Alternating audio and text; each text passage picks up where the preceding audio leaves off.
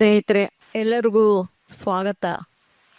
ನಿಮ್ಮ ಕುತೂಹಲ ಮತ್ತು ನಿಮ್ಮ ಪ್ರಶ್ನೆಗಳು ಮತ್ತು ನೀವು ತಿಳ್ಕೋಬೇಕು ಅಂತ ಇರ್ತಕ್ಕಂಥ ವಿಷಯದ ಬಗ್ಗೆ ಯಾವುದೇ ಪ್ರಶ್ನೆಗಳನ್ನು ನೀವು ಕೇಳಲಿಕ್ಕೆ ನಿಮಗೆ ಸ್ವಾಗತ ಇದೆ. ಏನಾದರೂ ಅದಕ್ಕೆ ಪೂರ್ವಭಾವಿಯಾಗಿ ನಾನು ಮಾತಾಡಬೇಕು ಅಂತ ಹೇಳಿದ್ರು ಹೇಳಿ ಮಾತಾಡ್ತೀನಿ. ಇಲ್ಲದೇ ಇದ್ರೆ ನಿಮ್ಮ ಪ್ರಶ್ನೆಗಳಿಂದಲೇ ನಾವು ಬೆಳೆಯೋಣ, ಮುಂದಿನ ವಿಚಾರವನ್ನ ಬೆಳೆಸೋಣ ಅಂತ ಹೇಳ್ಬಿಟ್ಟು. ನಿಮ್ಮ ಸಾಹಿತ್ಯ ಯಾನದ ಬಗ್ಗೆ ಒಂದು ಡೀಪ್ ಆಗಿ ಹೇಳ್ತೀನಿ. ನನ್ನ ಸಾಹಿತ್ಯ ಯಾನದ ಬಗ್ಗೆ ಹೇಳಬೇಕು ಅಂದ್ರೆ ಅದು ಬಹಳ ದೀರ್ಘವಾದಂತ ವಿಚಾರನೇ ಆಗತ್ತೆ. ಅದು ನನ್ನ ಆತ್ಮಕಥೆ ಬರ್ತಾ ಇದೆ, ಅರ್ಧ ಮುಕ್ಕಾಲು ಆಗಿದೆ. ಇದು ಆಟೋಬಯೋಗ್ರಫಿ, ಅದರಲ್ಲಿ ಸಾಹಿತ್ಯ ಯಾನದ ಬಗ್ಗೆ ಬರುತ್ತೆ. ಆದರೆ ನಾನು ಹೇಳೋದಕ್ಕೆ ಇಷ್ಟಪಡ್ತಿರೋ ವಿಷಯ ಅಂತ ಹೇಳಿದ್ರೆ, ನನಗೆ ಸಾಹಿತ್ಯದ ಬಗ್ಗೆ ಬಹಳ ಚಿಕ್ಕಂದಿನಿಂದಲೂ ಬಹಳಷ್ಟು ನನಗೆ ಆಸಕ್ತಿ.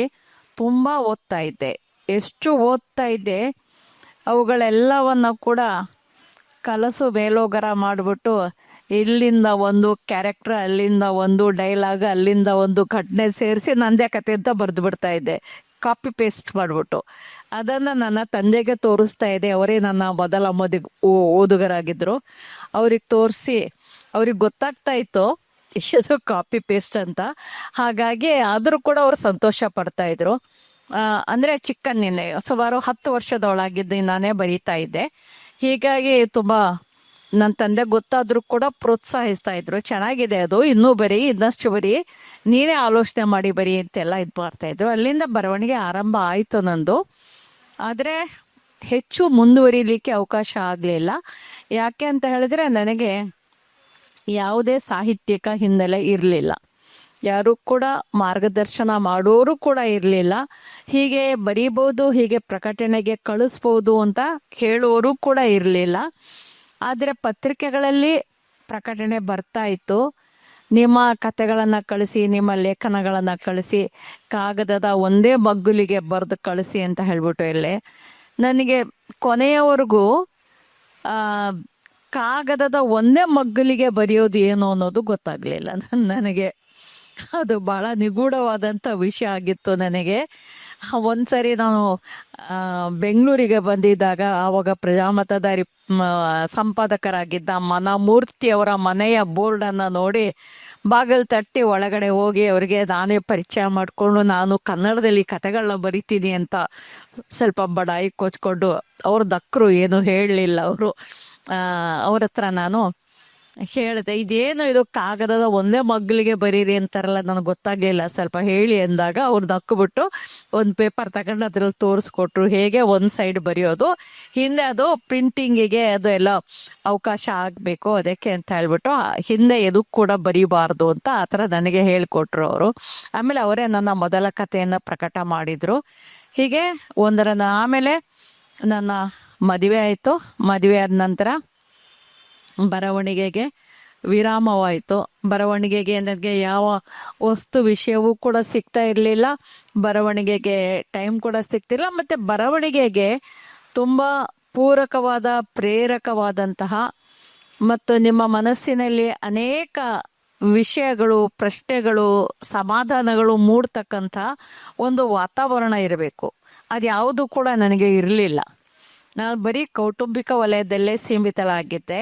ನಂತರ ಸುಮಾರು 3 ವರ್ಷಗಳ ವರೆಗೂ ನಾನು ಅದೇ ರೀತಿ ಕಳೆದ ನಂತರ ನನ್ನ ಒಟ್ಟು ಕುಟುಂಬದಿಂದ ಹೊರಬಂದು, ನಾನು ನನ್ನ ಪತಿ ಬೇರೆ ಕಡೆ ಇದ್ದಾಗ, ನಮ್ಮ ಹಾಸನ ಜಿಲ್ಲೆ ಆವಾಗ ಚಳುವಳಿಗಳ ಕೇಂದ್ರ ಆಗಿತ್ತು. ರೈತ ಸಂಘಟನೆ, ದಲಿತ ಸಂಘಟನೆ ಮತ್ತು ಸ್ತ್ರೀವಾದಿ ಸಂಘಟನೆಗಳು ಮತ್ತು ಥಿಯೇಟರ್ ಆಕ್ಟಿವಿಟೀಸ್, ಮತ್ತು ಇದು ಭಾಷಾವಾರು ಗೋಕಾಕ್ ಸಮಿತಿಯ ಒಂದು ವರದಿ ಬಂದಿತ್ತು.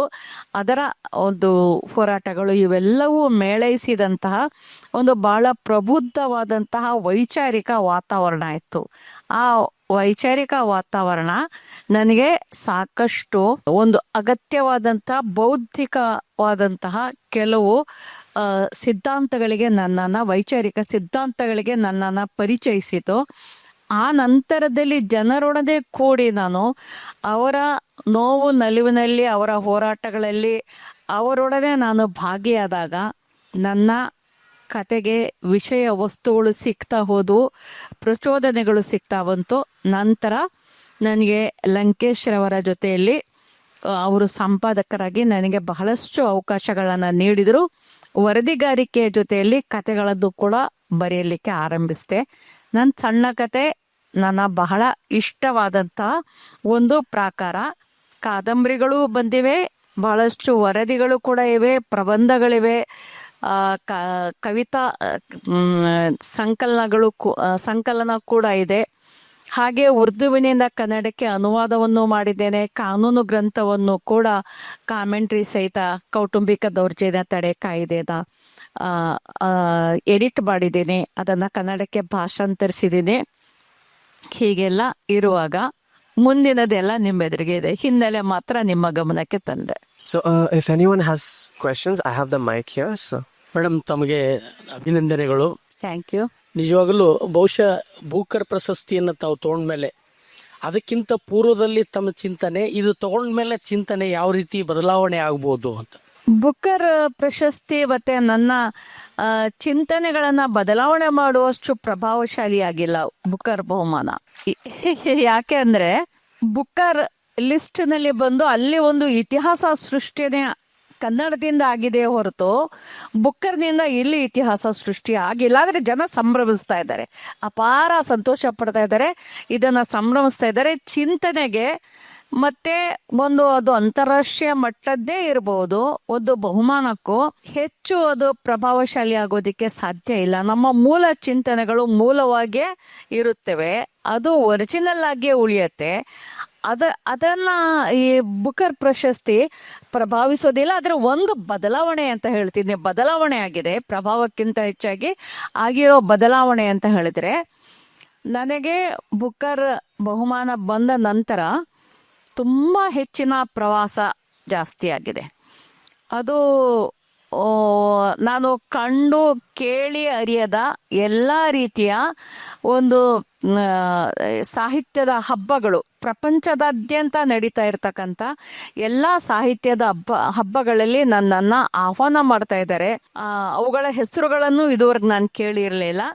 ಮತ್ತು ಇಡೀ ಪ್ರಪಂಚದಾದ್ಯಂತ ಗ್ರೀಸ್ನಿಂದ ಹಿಡಿದು ಹಾಂಗ್ಕಾಂಗ್ ಮತ್ತೆ ನಮ್ಮ ಇಡೀ ಭಾರತ ದೇಶದ ಎಲ್ಲ ಉತ್ಸವಗಳಿಗೂ, ಸಾಹಿತ್ಯದ ಉತ್ಸವಗಳಿಗೂ ಕರೀತಾ ಇದ್ದಾರೆ. ಅಂತಾರಾಷ್ಟ್ರೀಯ ಮಟ್ಟದ ಬಹುತೇಕ ಉತ್ಸವಗಳಿಗೂ ನನಗೆ ಇನ್ವಿಟೇಷನ್ ಇದೆ. ಮತ್ತು ಅದರಲ್ಲಿ 70% ಇನ್ವಿಟೇಷನ್ಗಳನ್ನು ನನ್ನದೊಂದು ಪ್ರವಾಸಿ ಟೀಮ್ ರೂಪುಗೊಂಡಿದೆ. ಆ ಪ್ರವಾಸಿ ಟೀಮ್ ಅದನ್ನು ರಿಜೆಕ್ಟ್ ಮಾಡ್ತಾ ಇದೆ, ಒಪ್ಕೊಳ್ತಾ ಇಲ್ಲ. ಯಾಕೆಂದರೆ ಒಂದೇ ಕಾಲದ ಅವಧಿಯಲ್ಲಿ 3-4 ಸಾಹಿತ್ಯದ ಉತ್ಸವಗಳಿಗೆ ಇನ್ವಿಟೇಷನ್ ಬರ್ತಾ ಇದೆ. ಯಾವುದಾದ್ರೂ ಒಂದನ್ನು ನಾನು ಒಪ್ಕೊಳ್ಳಿಕ್ಕೆ ಸಾಧ್ಯ. ಹೀಗಾಗಿ ಒಂದನ್ನು ಒಪ್ಕೊಂಡು ಬಾಕಿದೆಲ್ಲ ತಿರಸ್ಕಾರ ಮಾಡ್ತಾ ಇದ್ದಾರೆ. ಮತ್ತು ನನಗೆ ಈಗ 77 ವರ್ಷ, ಈ ವಯಸ್ಸಿನಲ್ಲಿ ನನಗೆ ಪ್ರವಾಸ ಸಾಧ್ಯ ಇಲ್ಲ ಅಂತ ಹೇಳ್ಬಿಟ್ಟು ನಾನು ತೀರ್ಮಾನ ಮಾಡಿದ್ದೆ. ಮತ್ತು ನನಗೆ ಹೃದಯದ ಬೈಪಾಸ್ ಸರ್ಜರಿ ಕೂಡ ಆಗಿರೋದ್ರಿಂದ ಖಂಡಿತವಾಗಿಯೂ ಪ್ರಯಾಣ ನನಗೆ ಸಾಧ್ಯ ಇಲ್ಲ ಅಂತ ನಾನು ತಿಳ್ಕೊಂಡಿದ್ದೆ ಅಷ್ಟೇ. ಆದರೆ ಇವಾಗ ನೋಡಿದ್ರೆ ನಿರಂತರವಾಗಿ ಪ್ರಯಾಣ ಮಾಡ್ತಾ ಇದ್ದೀನಿ, ನಿರಂತರವಾಗಿ ಜನರ ಜೊತೆಯಲ್ಲಿ ಭೇಟಿ ಆಗ್ತಾ ಇದ್ದೀನಿ, ಅವ್ರ ಜೊತೆ ಮಾತುಕತೆ ಆಡ್ತಾ ಇದ್ದೀನಿ, ಅವ್ರ ಜೊತೆ ಸಂವಾದ ನಡೆಸ್ತಾ ಇದ್ದೀನಿ. ಇದು ಖುಷಿ ಕೊಡ್ತಕ್ಕಂಥ ವಿಷಯ. ನನಗೆ ತ್ರಾಸ ಆಗ್ತಾ ಇದೆ ನಿಜ. ನೋಡಿ, ಹೇಳಬೇಕು ಅಂದರೆ ನಾನು ಗುರುವಾರ ರಾತ್ರಿ 1 ಗಂಟೆಗೆ ಬೆಂಗಳೂರಿಗೆ ಬಂದೆ, ಇಲ್ಲಿ ಉಳ್ಕೊಂಡೆ. ಮತ್ತು ಶುಕ್ರವಾರ ಬೆಳಿಗ್ಗೆ ಇಲ್ಲಿ ನನ್ನದೇ ಪ್ಯಾನಲ್ ಡಿಸ್ಕಷನ್ ಇತ್ತು ಆರಂಭಿಕ, ಅದರಲ್ಲಿ ಭಾಗವಹಿಸಿದೆ. ಮಧ್ಯಾಹ್ನದ ನಂತರ 3 ಗಂಟೆಗೆ ಇಲ್ಲಿಂದ ಪ್ರಯಾಣ ಆರಂಭ ಮಾಡಿ ರಾಯಚೂರು ರಾತ್ರಿ 1 ಗಂಟೆಗೆ ತಲುಪಿದೆ. ಮತ್ತು ನಿನ್ನೆ ಬೆಳಿಗ್ಗೆ ಅಲ್ಲಿಂದ ಗಬ್ಬೂರು ಅನ್ನುವಂಥ ಜಾಗಕ್ಕೆ ಹೋಗಿ ಅಲ್ಲಿ ಒಂದು ಕಾರ್ಯಕ್ರಮವನ್ನು ನಾನು ಭಾಗಿಯಾಗಿ, ಪ್ರಮುಖವಾಗಿ ಇದರದ್ದೇ ಕಾರ್ಯಕ್ರಮವಾಗಿತ್ತು. ಗ್ರಾಮಾಂತರ ವಿಭಾಗ ಆಗಿದ್ದರಿಂದ ಅಲ್ಲಿಗೆ ನಾನು ಹೋಗಲೇಬೇಕಿತ್ತು. ಮತ್ತು ಸ್ವಲ್ಪ ತಳ ಸಮುದಾಯದ ಜನರ ವಿಶೇಷ ಪ್ರೀತಿ ಆಹ್ವಾನದ ಮೇರೆ ಅಲ್ಲಿಗೆ ಹೋದೆ. ಅಲ್ಲಿ ಮಧ್ಯಾಹ್ನದ ಊಟ ಮುಗಿಸ್ಕೊಂಡು ಮತ್ತೆ ಪ್ರಯಾಣ ಆರಂಭ ಮಾಡಿದೆ. ರಾತ್ರಿ 1 ಗಂಟೆಗೆ ಬೆಂಗಳೂರು ತಲುಪಿ ರಾತ್ರಿ ಹೋಟೆಲ್ ತಲುಪಿದೆ. ಮತ್ತೆ ಬೆಳಿಗ್ಗೆ ನಿಮ್ಮ ಜೊತೆ ಇದ್ದೀನಿ. ಈಗ ಮತ್ತೆ ಮಧ್ಯಾಹ್ನ ಹಾಸನಕ್ಕೆ ಹೋಗ್ತೀನಿ. 13ನೇ ತಾರೀಕು ಎಡಿನ್ಬರ್ಗ್ ಹೋಗ್ತಾ ಇದ್ದೀನಿ. ಹೀಗೆ ಒಂಥರ ಪ್ರಪಂಚ ಪರ್ಯಟನ ಸಾಧ್ಯ ಆಗಿದೆ ಹೊರತು ನನ್ನ ವಿಚಾರಧಾರೆಯ ಮೇಲೆ ಯಾವುದೂ ಕೂಡ ಪರಿಣಾಮ ಬೀರಿಲ್ಲ. ಮೇಡಮ್ ನಮಸ್ಕಾರ. ನಮಸ್ಕಾರ. ಪಿ ಮಾನವಸಾಗರ್ ಅಂತೇಳಿ ಕಲಬುರಗಿಯಿಂದ ಬಂದಿದ್ದೀನಿ. ತಮಗೆ ಒಂದು ಪ್ರಶ್ನೆ. ಈ ಬೂಕರ್ ಪ್ರಶಸ್ತಿ ಸಿಕ್ಕ ಮೇಲೆ ತಮ್ಮ ವಿಚಾರಧಾರೆಯಲ್ಲಿ ಏನಾದರೂ ಮತ್ತು ಹೊಸ ಕೃತಿ ರಚನೆ ಮಾಡ್ತಕ್ಕಂಥ ಯೋಚನೆ ಅಥವಾ ಕನ್ನಡಕ್ಕೆ ಮತ್ತು ಏನಾದರೂ ಟ್ರಾನ್ಸ್ಲೇಷನ್ ಮಾಡಿಕೊಡ್ತಕ್ಕಂಥ ವಿಚಾರ ತಮ್ಮಲ್ಲಿ ಇದೆಯೇ? ನೋಡಿ, ಹಿಂದೆ ಅಂತೂ ನಾನು ಯಾವುದೂ ನನ್ನ ಕಥೆಗಳು, ನನ್ನ ಕೃತಿಗಳು ಅನುವಾದ ಆಗ್ತವೆ ಅನ್ನುವಂಥ ನಿರೀಕ್ಷೆಯಿಂದ ಬರೀಲಿಲ್ಲ. ನನಗೆ ಏನು ಬೇಕು, ಸಮಾಜಕ್ಕೆ ಏನು ಬೇಕು, ಜನರ ನೋವಿಗೆ ನಾನು ಯಾವ ರೀತಿಯಲ್ಲಿ ಸ್ಪಂದಿಸಬೇಕು, ಅವುಗಳನ್ನು ಮಾತ್ರ ನಾನು ನನ್ನ ಪಾಡಿಗೆ ನಾನು ಯಾರು ಕೇಳಲಿ ಬಿಡಲಿ ನಾನು ಹಾಡ್ತೀನಿ ಅಂತಿದೆಯಲ್ಲ, ಹಾಗೆ ನನ್ನ ಪಾಡಿಗೆ ನಾನು ಹಾಡ್ಕೊಂಡು ಹೋಗ್ತಾ ಇದ್ದೆ. ಆದರೆ ಬುಕ್ಕರ್ ಅವತ್ತು ಯಾವುದು ಕೂಡ ಅನುವಾದಕರಿಗೆ ಸುಲಭವಾಗಲಿ ಅಥವಾ ಅನುವಾದ ಆಗಲಿ ಅಥವಾ ಇದು ಪಾಶ್ಚಾತ್ಯ ರಾಷ್ಟ್ರಗಳಲ್ಲಿ ಇದು ಕೈ ಸೇರಲಿ ಅನ್ನುವಂಥದ್ದು ನನ್ನ ಉದ್ದೇಶ ಮೊದಲು ಯಾವತ್ತಿಗೂ ಕೂಡ ಇರಲಿಲ್ಲ. ಯಾಕೆಂದರೆ ನಾನು 1981ರಿಂದಾನೇ ನಾನು ಬರೀಲಿಕ್ಕೆ ಬರವಣಿಗೆ ಆರಂಭ ಮಾಡಿದೆ. ಮತ್ತು ಅನೇಕ ವಿವಿಧ ಪ್ರಾಕಾರಗಳಲ್ಲಿ ನಾನು ಬರೆದಿದ್ದೀನಿ ಅನ್ನೋದನ್ನು ನಿಮಗೆ ಹೇಳಿದ್ದೇನೆ. ಈಗ ಬುಕ್ಕರ್ ಬಂದ ನಂತರ ಅನುವಾದ ಆಗಲಿ ಅನ್ನೋ ಕಾರಣಕ್ಕೆ ಇವತ್ತಿಗೂ ಕೂಡ ನನಗೆ ಬರೀಲಿಕ್ಕೆ ಸಾಧ್ಯ ಇಲ್ಲ. ನನಗೆ ಪ್ರಶಸ್ತಿ ಬರಲಿ ಅಥವಾ ನನ್ನ ಈ ಕೃತಿಯ ಅನುವಾದವಾಗಲಿ ಅಥವಾ ಈ ಥರದ ಉದ್ದೇಶಗಳಿದ್ದಾಗ ನೈಜವಾದಂತಹ ನಿಮ್ಮ ಆತ್ಮವನ್ನು ಸಂಶೋಧನೆ ಮಾಡ್ತಕ್ಕಂಥ, ನಿಮ್ಮ ಮನಸ್ಸಿಗೆ ಪ್ರಿಯವಾದ, ನೀವು ಹೇಳಲೇಬೇಕು ಅಂತ ಯಾವ ಒತ್ತಡ ನಿಮ್ಮಲ್ಲಿ ಕ್ರಿಯೇಟ್ ಆಗಿರುತ್ತೋ ಅಂತಹ ಕೃತಿ ಬರೋದಕ್ಕೆ ಸಾಧ್ಯ ಇಲ್ಲ. ಅದು ಅನುವಾದ ಎಲ್ಲ ಬೇರೆ ಪ್ರಕ್ರಿಯೆ, ಪಾಶ್ಚಾತ್ಯ ರಾಷ್ಟ್ರಗಳಿಗೆ ತಲುಪುವುದು ಅದು ಬೇರೆ ಪ್ರಕ್ರಿಯೆ.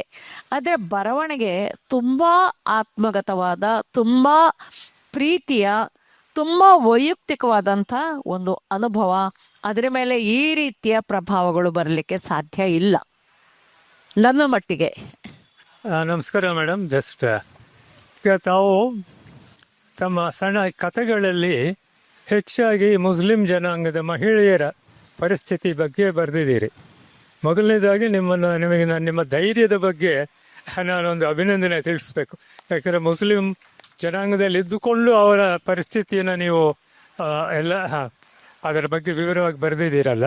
ನನ್ನ ಪ್ರಶ್ನೆ ಇಷ್ಟೇ, ಈಗಿನ ಪರಿಸ್ಥಿತಿಯಲ್ಲಿ ಈಗ ನಮ್ಮ ಸಮಾಜ ಎಲ್ಲ ಸ್ವಲ್ಪ ಉದ್ಧಾರ ಆಗಿ ಮುಸ್ಲಿಂ ಜನಾಂಗದಲ್ಲೂ ಮಹಿಳೆಯರು ವಿದ್ಯಾವಂತರಾಗಿದ್ದಾರೆ, ಉನ್ನತ ಪದವಿಗಳನ್ನು ಕೆಲವರು ಅಲಂಕರಿಸಿದ್ದಾರೆ. ಈಗಲೂ ಅಂಥವರ ಒಂದು ಪರಿಸ್ಥಿತಿ ಹಾಗೆಯೇ ಇದೆಯಾ ಅಥವಾ ಹಿಂದಿನ ಪರಿಸ್ಥಿತಿಗೆ ಹೋಲಿಸಿದಾಗ ಏನಾದರೂ ಬದಲಾವಣೆ ಆಗಿದೆಯಾ? ಅದರ ಬಗ್ಗೆ ಸ್ವಲ್ಪ ಬೆಳಕು ಚೆಲ್ಲಬೇಕು. ಈಗ ನೀವು ಹೇಳ್ತಿರೋದು ನಿಜ ಇದೆ. ಮುಸ್ಲಿಂ ಧರ್ಮದ ಬಗ್ಗೆ, ಅಲ್ಲಿನ ಮಹಿಳೆಯರ ಸ್ಥಿತಿಗತಿಗಳ ಬಗ್ಗೆ ಮತ್ತೆ ಬೇರೆ ವಿಷಯದ ಬಗ್ಗೆ ಬರೆದಿದ್ದೀನಿ. ಅದಕ್ಕೆ ಧೈರ್ಯ ಬೇಕು ಅನ್ನುವಂಥದ್ದು ನೀವು ಹೇಳ್ತಕ್ಕಂಥ ವಿಷಯ ಸರಿ ಇದೆ. ಆರಂಭದಲ್ಲಿ ಎಲ್ಲರೂ ಕೂಡ ಇದನ್ನೇ ತಿಳಿದಿದ್ರು. ಮುಸ್ಲಿಂ ಕೆಲವು ಧಾರ್ಮಿಕ ಮುಖಂಡರು ಕೂಡ ಈ ಥರನೇ ತಿಳ್ಕೊಂಡು ನಮ್ಮ ಒಳಗಿನದನ್ನು ಹೊರಗು ಮಾಡಿ ಈಕೆ ಹೊರಗಿನವರಿಂದ ಶಾಪಾಸ್ಕಿರಿ ಪಡೀತಾ ಇದ್ದಾಳೆ ಅನ್ನುವಂಥ ಮನಸ್ಥಿತಿಯಲ್ಲೇ ಇದ್ದು ಅದರ ಬಗ್ಗೆ ಯಾವ ರೀತಿಯಲ್ಲಿ ನನಗೆ ಹಿಂಸೆ ಶಿಕ್ಷೆ ಎಲ್ಲ ಕೊಡಬೇಕು ಅಂತ ಅವ್ರು ತೀರ್ಮಾನ ಮಾಡಿದ್ರು ಅದು ಎಲ್ಲ ನಡೀತು. ಅದು ಒಂದು ಅಧ್ಯಾಯ. ಆದರೆ ಎರಡನೇ ವಿಷಯ ನಾನು ಹೇಳಬೇಕು ಅಂದರೆ, ನಾನು ಬರವಣಿಗೆ ಮಾಡಲಿಕ್ಕೆ ಆರಂಭ ಮಾಡಿದಾಗ ನನ್ನ ಒಂದು ಹಿನ್ನೆಲೆಯನ್ನು ಕೂಡ ನಾನು ಅರ್ಥ ಮಾಡಿಸ್ಬೇಕಿತ್ತು ಕನ್ನಡದ ಓದುಗರಿಗೆ. ನಾನು ಮುಸ್ಲಿಂ ಮತ್ತು ಮಹಿಳೆ ಅನ್ನುವ ಐಡೆಂಟಿಟಿಯ ಅಡಿಯಲ್ಲೇ ಬರೆಯಬೇಕಾಗಿತ್ತು, ಹಾಗೆಯೇ ಬರೆದಿದ್ದೀನಿ. ಆದರೆ ಅದರ ಜೊತೆಯಲ್ಲಿ ಕೂತ್ಕೊಳ್ಳಿ, ಅಲ್ಲೂ ಕೂಡ ಜನ ಇದೆ. ಅದರ ಜೊತೆಯಲ್ಲಿ ನನಗೆ ಅನಿಸಿದ್ದು ಏನು ಅಂತ ಹೇಳಿದರೆ, ನನ್ನ ಮನೆ ಮಾತು ಮಾತೃಭಾಷೆ ದಕ್ಕನಿ ಉರ್ದು. ಆದರೆ ನಾನು ಓದಿದ್ದು ಕನ್ನಡ ಮೀಡಿಯಂನಲ್ಲಿ. ನನಗೆ ಬರೀಲಿಕ್ಕೆ ಬರುವಂಥದ್ದು ಕನ್ನಡದಲ್ಲಿ ಮಾತ್ರ ಬರೆಯೋಕ್ಕೆ ಬರುವಂಥದ್ದು. ಹೀಗಾದಾಗ ನಾನು ಕನ್ನಡದಲ್ಲಿಯೇ ಬರೀಬೇಕು. ಆದರೆ ನನ್ನ ಓದುಗರು ಯಾರು? ಕನ್ನಡದವರು. ಕನ್ನಡದವ್ರಿಗಾಗಿ ನಾನು ಬರಿಬೇಕಾದ್ರೆ ಯಾವ ವಿಷಯದ ಬಗ್ಗೆ ಬರೀಬೇಕು, ನನ್ನ ಕಥೆಯ ವಿಷಯ ವಸ್ತು ಯಾವುದಾಗಿರಬೇಕು, ಕ್ಯಾರೆಕ್ಟರ್ಸ್ ಯಾವುದಾಗಿರಬೇಕು, ಮತ್ತು ಅವರ ಸಮಸ್ಯೆಗಳು ಯಾವುದಾಗಿರಬೇಕು, ಮತ್ತು ಯಾವ ಬ್ಯಾಕ್ಡ್ರಾಪ್ನಲ್ಲಿ ಯಾವ ಒಂದು ಸಾಂಸ್ಕೃತಿಕ ಹಿನ್ನೆಲೆಯಲ್ಲಿ ನಾನು ಇದನ್ನು ಬರಿಬೇಕು. ಇದು ಬರವಣಿಗೆ ಸುಲಭ ಬರಲಿಲ್ಲ. ಇದು ನನ್ನ ಎದುರಿಗೆ ಬಹಳ ದೊಡ್ಡದಾದಂಥ ಬೃಹದಾಕಾರವಾದಂಥ ಪ್ರಶ್ನೆಗಳು. ನನ್ನ ಓದುಗರು ಕನ್ನಡದವರು ಮದುವೆ ಮಾಡಿದ್ರು ಕೊನೆಗೆ. ಆದ್ರೆ ಸಾಯ್ಲಿ ಅಂದ್ರೆ ಬೇಜಾರಾಗಿ ಏನಾದ್ರೂ ಮಾಡ್ಕೊಳ್ಳಿ ಅತ್ಲಾಗೆ ನಾವು ಹೇಳಿದ್ರೆ ಕೇಳ್ತಾ ಇಲ್ಲ, ಇದು ಯಾಕೆ ಬೇಕು ಅಂತ. ಆದ್ರೆ ನಾವು ಅವರೆಲ್ಲರ ನಿರೀಕ್ಷೆಗೆ ವಿರುದ್ಧವಾಗಿ ಚೆನ್ನಾಗಿ ಬದುಕು ಮಾಡಿದ್ವಿ. ನಂದು 51ನೇ ವರ್ಷ ಮದುವೆ ಆಗಿ. ಅಂದ್ರೆ ಅದರ ಅರ್ಥ ನಾವಿಬ್ರು ಪೂರ್ತ ಹಾಲು ಜೇನಿನ ಹಂಗೆ ಬರ್ತಿದೀವಿ ಅಂತ ಏನಲ್ಲ. ಅವಾಗವಾಗ ಜಗಳ ಆಗ್ತಾ ಇರತ್ತೆ, ಅವಾಗವಾಗ ಅಭಿಪ್ರಾಯ ಭೇದ ಬರ್ತಾ ಇರತ್ತೆ.